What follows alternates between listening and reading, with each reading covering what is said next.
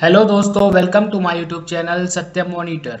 तो दोस्तों, आज मैं आपके लिए करा चुका हूँ इंग्लिश के मोस्ट इम्पॉर्टेंट टॉप 25 क्वेश्चन जो कि आपके डीआरडीओ एग्जाम में आने वाले हैं। तो जो लोग ये वीडियो पहली बार देख रहे हैं वो मेरे चैनल को सब्सक्राइब कर दें ताकि आपको डीआरडीओ के मोस्ट इम्पॉर्टेंट क्वेश्चन और भी कंपटीशन से रिलेटेड एग्जाम के क्वेश्चन और अपडेट मिलती रहे। तो चलते हैं हम लोग पहले क्वेश्चन की ओर। तो पहला क्वेश्चन कह रहा है choose the correctly spelled word, यानी कि आपको इसमें चार वर्ड दिए गए हैं, चार option A B C D. इनमें से तीन वर्ड जो है गलत है और एक मीनिंग आपकी क्या है, सही है, जिसका मीन निकलता है। तो जो ए ऑप्शन है वो भी गलत है, हॉटीनेस का कोई मीन नहीं है, रॉन्ग मीनिंग है। फिर बी ऑप्शन भी गलत है, ये भी रॉन्ग मीनिंग है। तो आपका राइट आंसर रह जाएगा सी, हॉटीनेस। तो हॉटीनेस का मतलब होता है अभिमान, तो ये आपका राइट आंसर है। और डी भी आपका क्या है, गलत है। अब बात करते हैं क्वेश्चन नंबर 2 की। क्वेश्चन नंबर 2 भी वैसे ही सेम है, choose the correctly spelled word. तो आपको इसमें दिख रहा होगा कि जो ग्रामर की मीनिंग ए ऑप्शन में दी वो भी गलत है, बी ऑप्शन की भी गलत है और डी की भी गलत है। तो ग्रामर की मीनिंग आपकी सी ऑप्शन की क्या है, करेक्ट है। तो आपका राइट आंसर हो जाएगा सी। अब बात करते हैं क्वेश्चन नंबर 3 की। Choose the most appropriate option to fill in the blank. तो आपको एक सेंटेंस दिया गया है, इनमें से एक वर्ड फिल करना है जो मोस्ट अप्रोप्रिएट हो। तो मोस्ट मतलब अप्रोप्रिएट का मतलब सबसे उचित वर्ड हो, उचित का मतलब जो सबसे सटीक वर्ड है उसमें बैठे। तो her parents always blank her in studies, यानी उसके माता पिता हमेशा उसकी स्टडी में क्या करते हैं, तो इनकरेज करते हैं या इंटरेस्टेड है या फिर इम्प्रेस्ड करते हैं या एक्सपेक्टेड है। तो इनकरेज करते हैं, तो जिस कभी भी माता पिता हर एक बच्चे को क्या करते हैं, इनकरेज करते हैं, यानी इसको प्रोत्साहित करते हैं एक तरीके से। तो आपका राइट आंसर हो जाएगा ए।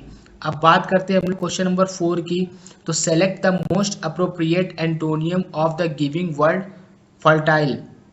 तो आपको एक एंटोनियम बताना है, मोस्ट अप्रोप्रिएट वर्ड, यानी कि एंटोनियम बताना है फर्टाइल का। तो फर्टाइल मीन्स होता है उपजाऊ। अगर कोई चीज उपजाऊ है तो उसका एंटोनियम क्या हो जाएगा, बंजर। तो आपका राइट आंसर हो जाएगा ए, बैरन मीन्स होता है आपका बंजर। और सिविलाइज्ड मतलब होता है सभ्य, तो ये रॉन्ग आंसर होगा आपका, ये नहीं होगा। और सेन मीन्स होता है आपका समझदार, और टफ मतलब कठोर। तो इनमें से कोई आंसर आपके नहीं होंगे, तो आपका राइट आंसर हो जाएगा ए। अब बढ़ते हैं क्वेश्चन नंबर 5 की ओर।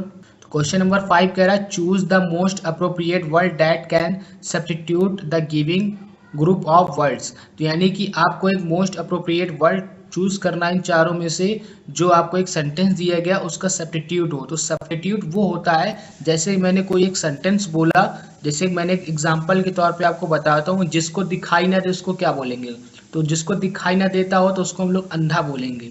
तो ऐसे एक सेंटेंस दिया गया है, तो उनमें इस सेंटेंस को रीड करेंगे, रीड करने के बाद मैं आपको बताऊंगा तो आप खुद ही इसका आंसर समझ जाएंगे। तो one who pretends to be what he is not, यानी कि वह जो दिखाता है वह है नहीं। कोई बहुत बड़ी बड़ी अगर हाँकता है जो दिखा रहा है तो वो अगर होता नहीं है तो उसको हम लोग क्या बोलते हैं, उसको बोलते हैं हम लोग पाखंडी। तो अब जो आपका राइट आंसर हो जाएगा वो हो जाएगा बी, हाइप्रोक्रेट। तो हाइप्रोक्रेट में होता है पाखंडी। डायरेक्टर नहीं होगा, डायरेक्टर में होता है निर्देश, क्रिएटर मतलब होता है रचनात्मक, और एक्रोबेट मतलब होता है नट, तो यानी कि जो नाटक दिखाता है, जादू टोना उस टाइप का। तो हाइप्रोक्रेट जो होता है वो आपका पाखंडी होता है। तो आपका राइट आंसर हो जाएगा बी। अब बात करते हैं क्वेश्चन नंबर लोग 6 की। तो select the most appropriate antonym of the giving word acute. तो आपको इसको एंटोनियम बताना है एक्यूट वर्ड का। तो एक्यूट मीन होता है तीव्र, यानी कि तेज एक तरीके से। तो एंटोनियम क्या होता है आपको पता होगा, सिनोनियम होता है सेम, और एंटोनियम क्या होता है अपोजिट। अभी सिनोनियम का भी क्वेश्चन आएगा, जैसे कि आप देख पा रहे हो 7 में है। तो अभी हम लोग एंटोनियम की बात करते हैं। तो डार्क मीन्स होता है गहरा, तो ये भी नहीं होगा क्योंकि ये तीर्थ है। अंधेरा होता है एक तरीके से, गहरा भी बोल सकते हैं। और ये क्या है, क्यूट, तीव्र। क्लेवर मीन्स चतुर, तो ये भी नहीं होगा। ग्रेव मीन्स होता है आपका गंभीर, और ब्लंट मीन्स होता है आपका मंद बुद्धि एक तरीके से। तो एक्यूट हो गया तेज, यानी कि पढ़ने में बहुत तेज है, और ब्लंट मीन्स हो गया मंद बुद्धि। तो आपका राइट आंसर हो जाएगा डी। अब बात करते हैं क्वेश्चन नंबर 7 की। तो select the most appropriate synonym of the giving word deepen. तो यहाँ पे सिनोनियम बताना है। तो सिनोनियम वो होता है जो सेम वर्ड होते हैं, जैसे जल को हम लोग पानी भी बोलते हैं और जल भी बोलते हैं, सेम है। ऐसे डीपेन मीन्स होता है गहरा। तो आपको इनमें से 4 ऑप्शन दिए गए जो कि एक सही है। तो सूत मीन्स होता है आपका शांत, तो ये आपका राइट आंसर नहीं है। और न्यूट्रलाइज का मतलब आपको खुद ही पता होता है, बेअसर होता है। रिलीफ मीन्स क्या होता है, जैसे राहत या आराम एक तरीके से, तो ये भी नहीं होगा। तो आपका लास्ट ऑप्शन डी हो जाएगा। इंटेंसिफाई आपका होता है बढ़ाना या तेज। डीपेन मतलब गहरा हो तो होता है, और बढ़ना या तेज इसका गहरा मीन भी होता है। तो आपका राइट आंसर हो जाएगा डी। अब बात करते हैं क्वेश्चन नंबर 8 की। तो select the most appropriate meaning of the giving item.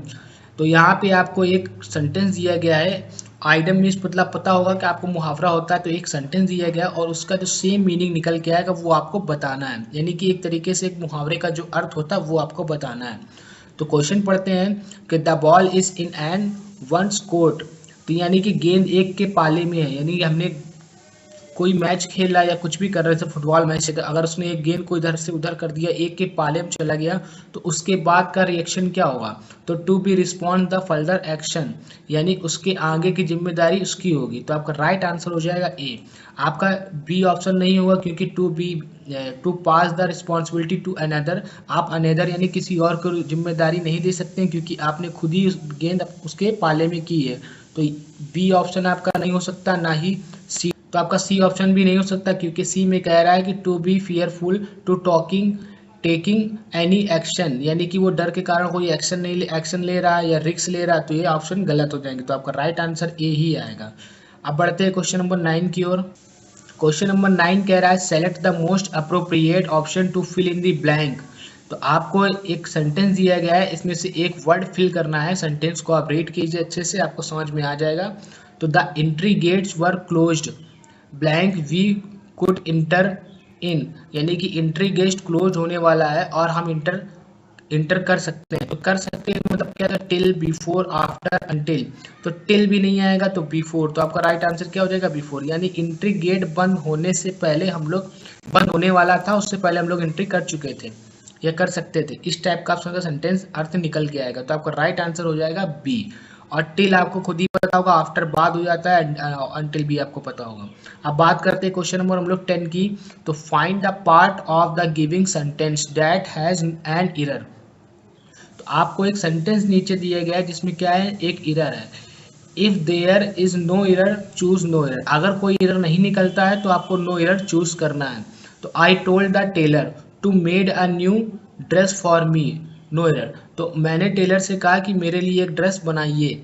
तो इसमें जो टू मेड अ न्यू है, तो ये क्या है कि ये एरर है। तो आपका राइट आंसर हो जाएगा टू मेड अ न्यू। यहाँ टू नहीं लगना चाहिए आपका, तो इसलिए ये एरर आ गया है। तो आपका राइट आंसर हो जाएगा डी। अब बात करते हैं क्वेश्चन नंबर 11 की। तो find the part of the giving sentence that has an error in it. Same ऊपर वाले की क्वेश्चन के तरीके है कि आपको एक सेंटेंस दिया गया है, इसमें जो एरर है वो आपको बताना है। अगर एरर नहीं है तो आपको नो एरर को चूज कर देना है। तो सेंटेंस हमारा the lady standing in the corner is fat, यानी कि इसका मीन ये हो जाएगा कि कोने में खड़ी एक लड़की मोटी है। कोने में खड़ी एक लड़की क्या है? मोटी। अब लड़की बोल सकते हो या महिला बोल सकते हो, बात एक ही है कि कोने में खड़ी एक महिला क्या है? मोटी है। अब इसमें सेंटेंस में आपको कहीं कोई एरर नहीं दिख रहा होगा। कॉर्नर इज फैट, ना तो ये है ना तो ये, तो आपका राइट आंसर आ जाएगा बी, क्योंकि कोई एरर नहीं है तो नो एरर हो जाएगा। अब बात करते हैं क्वेश्चन नंबर हम लोग 12 की। 12 कह रहा है select the most appropriate option to substitute the underlined segment in the giving sentence. There is no need to substitute to it, select no improvement. तो सेम उसी तरीके से है क्वेश्चन नंबर 11 के तरीके। इसमें भी आपको एक सेंटेंस दिया गया है और इस सेंटेंस में अगर कोई इम्प्रूवमेंट करने की ज़रूरत है, यानी कि कुछ चेंजेस करने की ज़रूरत है, तो आप बता दीजिए कि कौन सा वर्ड चेंज किया जा सकता है। और अगर चेंजेस करने की ज़रूरत नहीं है तो आपको नो इम्प्रूवमेंट में टिक कर देना है ऑप्शन में। तो सेंटेंस क्या हम लोग रीड करते हैं, please tell the story in nutshell.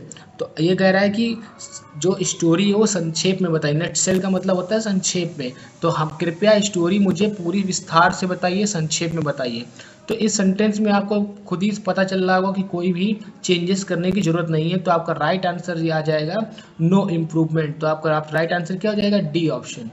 अब बढ़ते हैं क्वेश्चन नंबर हम लोग 13 की ओर। तो क्वेश्चन नंबर 13 कह रहा है select the most appropriate option to substitute the underline segment in giving sentence, यानी कि सेम ऊपर वाले के तरीके क्वेश्चन नंबर 12 की तरीके है।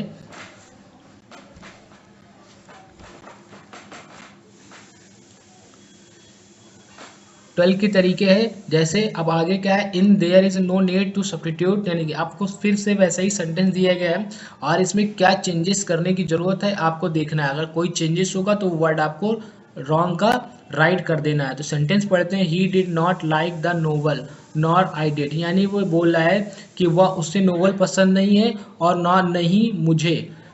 तो ये सेंटेंस का अर्थ निकल रहा है कि he did not like novel, यानी उसे नोवेल पसंद नहीं है ना ही मुझे। तो ये नहीं होगा ऐसे कि मुझे ना ही, तो ये क्या है कि नॉर आई डिड क्या है आपका रॉन्ग वर्ड है।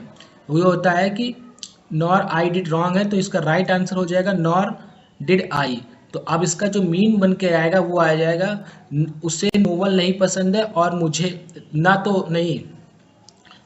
तो अब इसका राइट आंसर, तो इसका मीन आ जाएगा कि he did not like the novel, उसको नोवेल नहीं पसंद है और ना मुझे, ये आपका अर्थ हो जाएगा। यहाँ पे ये बता रहा था मुझे ना ही, तो ये मुझे ना ही का मतलब समझ में नहीं आता, यहाँ ना ही मुझे लास्ट में आएगा और यहाँ पे आई बीच में दे दिया, तो ये मिस्टेक थी। अब बात करते हैं क्वेश्चन नंबर 14 की। तो choose the most appropriate word that can substitute the giving groups of words. तो आपको सेम फिर सब्स्टिट्यूट बताना है, जैसे कि मैंने आपको पीछे क्वेश्चन में बताया था अभी कि आपको एक वर्ड सेंटेंस दिया गया होगा और उस सेंटेंस को रीड करना, उसका एक वर्ड बताना है। जैसे कि मैंने आपको बताया जिसको दिखाई ना देता हो तो उसको हम लोग अंधा बोलते हैं, एक वर्ड में डिस्क्राइब करना, वैसे ही सब्स्टिट्यूट आपको बताना है। तो सेंटेंस हम लोग पढ़ लेते हैं कि सेंटेंस क्या है। सेंटेंस कह रहा है a place where nuns live and work. तो ऐसा एक प्लेस जहाँ पे नन रहती हैं और काम करती हैं, तो इसको क्या बोलते हैं, तो इसको कन्वेंट बोलते हैं। क्या बोलते हैं, कन्वेंट। तो कन्वेंट मीन्स होता है आपका मठ, जहाँ पे सारी नन रहती हैं। और डोमेस्ट्री आपका हो नहीं सकता, हॉस्टल होता है एक तरीके से, नहीं छात्रावास, और हॉस्टल मीन्स भी छात्रावास है तो क्वार्टर आप जानते हैं, कम रूम वगैरह या कमरा वगैरह होटल वगैरह भी हम लोग बोल सकते हैं। तो आपका राइट आंसर ए ही होगा, कन्वेंट, जहाँ पे सारी नन रहती हैं उसको हम लोग मठ बोलते हैं। अब बढ़ते हैं अपने अगले क्वेश्चन की ओर। क्वेश्चन नंबर 15 कह रहा है find the parts of the giving sentence that has an error in it. तो ये सेम क्वेश्चन फिर से आ गया है। वर्ड क्या है, चेंजेस है इसमें, कि आपको एक क्वेश्चन क्या बोला गया है कि कोई एरर हो तो आपको बताना है कि कौन सा वर्ड एरर है, और कोई एरर नहीं है तो आपको नो एरर ऑप्शन को चूज करना है। तो सेंटेंस क्या है, it was possible for we to understand her, यानी कि हमारे लिए पॉसिबल है कि हम उसको समझ सकें। तो ये आप हमारे लिए पॉसिबल नहीं कि हम उसको समझ सकें, तो जो फॉर वी है वो गलत है। कभी भी फॉर और इट इन सब के साथ सब्जेक्ट नहीं आता, क्या आता है ऑब्जेक्ट, यहाँ पे अस होना चाहिए। तो आपका राइट आंसर हो जाएगा ए, फॉर वी की जगह क्या हो जाएगा फॉर अस। तो ये आपका ये वर्ड क्या है, इसमें इरर है, गलत है, आपको इरर बताना था। तो एन इरर क्या है तुम्हारा, फॉर वी। टू अंडरस्टैंड हर ये राइट है, ये भी सही है वर्ड, ये सारे वर्ड सही हैं। आपका फॉर ईयर यहाँ पे ये क्या है, रॉन्ग वर्ड है, यहाँ पे फॉर वी नहीं होना चाहिए था, फॉर अस होना चाहिए था। तो अब बात करते हैं क्वेश्चन नंबर 16 की। तो select the most appropriate option to fill in the blank. तो आपको इनमें से कोई वर्ड चूज करना है जो सेंटेंस में फिल करना है। तो यू लाइक सम वाटर, तो आप लोगों ने 1000 बार सुना होगा would you like some water, would you like some food. तो आपका राइट आंसर क्या हो जाएगा, बी। डू नहीं होगा, सैल नहीं होगा, कैन नहीं होगा, क्यों, क्योंकि ड्यू हो जाएगा तो ये आप क्वेश्चन उससे कर रहे हो, यहाँ पे आप उसको ऑफर दे रहे हो क्या, तो इसमें चाहिए कि वुड यू लाइक सम पानी, या आपको पानी चाहिए, आपने ये बोला। अब यहाँ बोल रहे हो आप डू कर लगा देते हो, तो ये हो जाएगा कि क्या आपको पानी चाहिए या क्या आपको पानी चाहता है, तो इसका कोई मीन नहीं निकल के आएगा। फिर सैल लगा देंगे तो फ्यूचर में चला जाएगा, कैन तो कुड, सकता सकती आ जाएगा, तो ये आपका राइट आंसर नहीं हो सकता। अब राइट आंसर क्या आएगा, बी। अब बात करते हैं क्वेश्चन नंबर 17 की। तो select the most appropriate synonym of the giving word. तो आपको वर्ड ये है करेज, तो इसका सिनोनियम बताना है। तो सिनोनियम जो होता है वो सेम होता है, आपको पता होगा। तो करेज मीन क्या होता है, साहस। तो करेज मीन्स क्या होता है, साहस। तो इसका सिनोनियम क्या हो जाएगा, तो मीकनेस क्या होता है, मीकनेस मीन्स होता है आपका नम्रता, तो ये भी आपका नहीं होगा, यानी नम्र स्वभाव का। और वेलोर मिस होता है, वेलोर मिस होता है आपका वीरता, तो आपका ये राइट आंसर होगा, क्योंकि साहस और वीरता सब क्या है, मिलते जुलते हैं। और ह्यूमिडिटी नम्रता होता है टेमिडिटी की वजह से, तो ये आपका राइट आंसर नहीं होंगे। तो आपका राइट आंसर क्या हो जाएगा, बी। अब बात करते हैं क्वेश्चन हम लोग 18 की। तो select the most appropriate option to fill in the blank. तो आपको एक सेंटेंस में चूज करना है, यहाँ पे फिल करना है। तो we must start now blank it will be too late, का मतलब ये हो गया कि हम अब हमें स्टार्ट करना चाहिए, और यहाँ पे क्या फिल होगा, ये भी देखते हैं। It will be too late, या बहुत लेट हो जाएगा। तो अनटिल नहीं फिल कर सकते, अनलेस नहीं फिल कर सकते और बट नहीं फिल कर सकते। क्यों?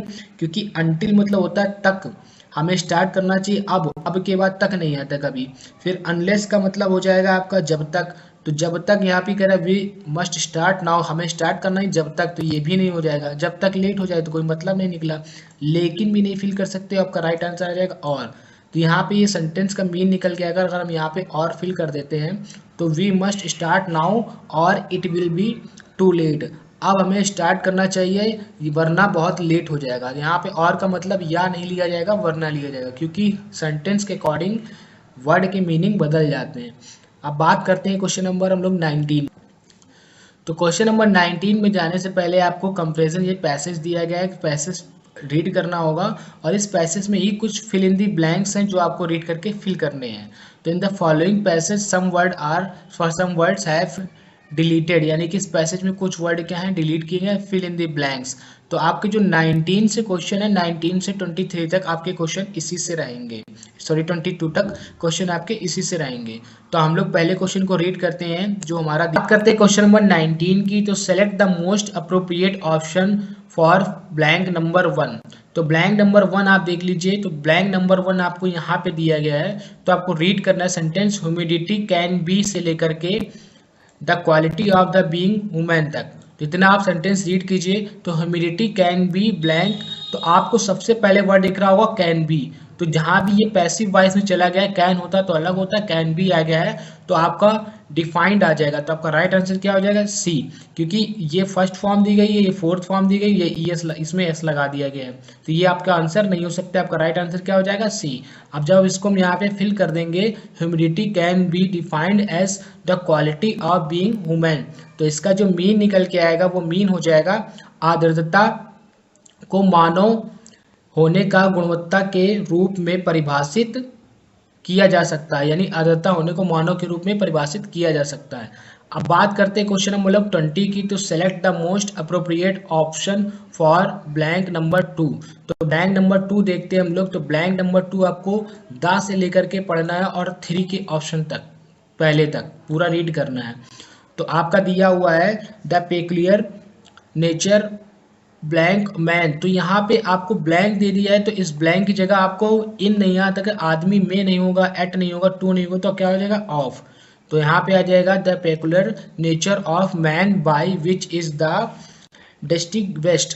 तो आपका जो इसका मीन निकल के आएगा, तो जो मीन हो जाएगा उसका कि मनुष्य का अजीबोगरीब स्वभाव जिसके कारण अन्य प्राणियों से वह भिन्न है, यानी कि मनुष्य का जो अजीबोगरीब स्वभाव है उसके कारण वह अन्य प्राणियों से क्या है? भिन्न है। अब बात करते हैं हम लोग क्वेश्चन नंबर 21 की। तो select the most appropriate option for blank number 3। तो ब्लैंक नंबर 3 आपको रीड करना है, यहाँ ब्लैंक है अदर बीइंग। तो अदर बीइंग लिखा हुआ है, तो अदर बीइंग में आपको यहाँ पे फिल करना है अलोंग, फॉर, बाई, फ्रॉम। तो फ्रॉम आएगा आपका राइट आंसर। क्यों?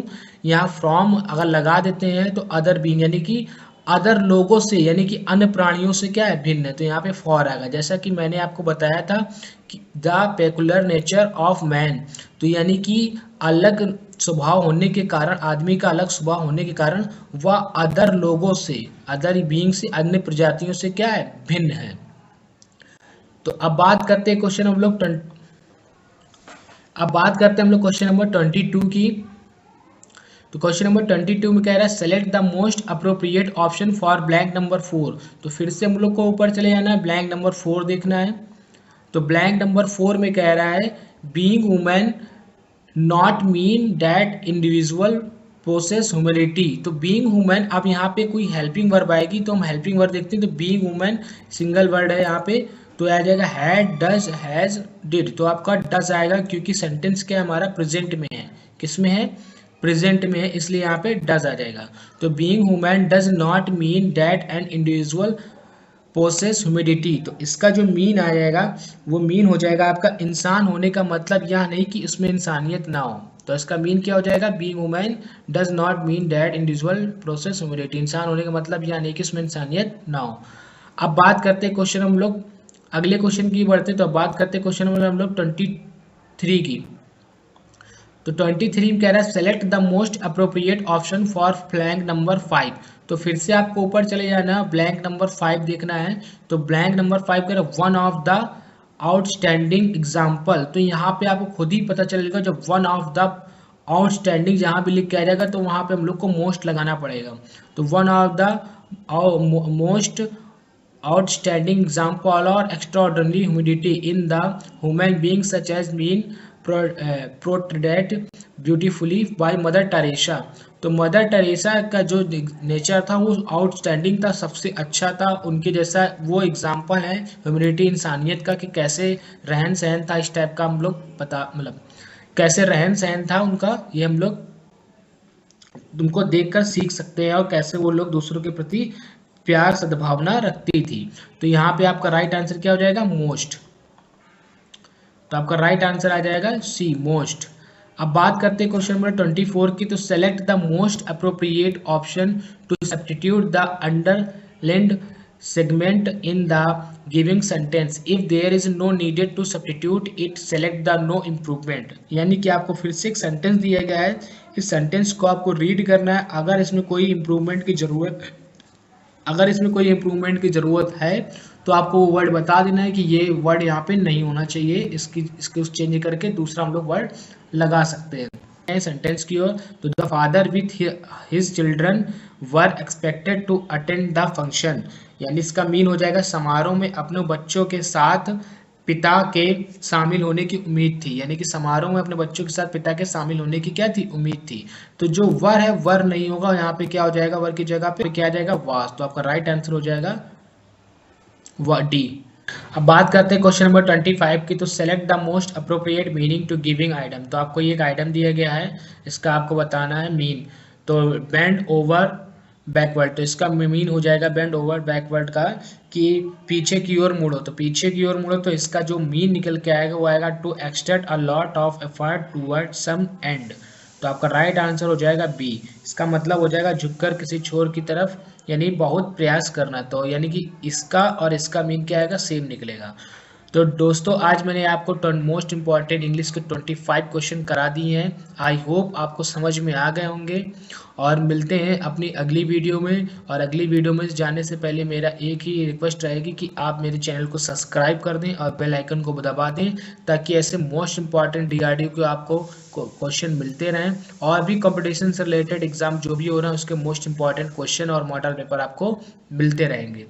तो चलते हैं और मिलते हैं अपनी अगली वीडियो में।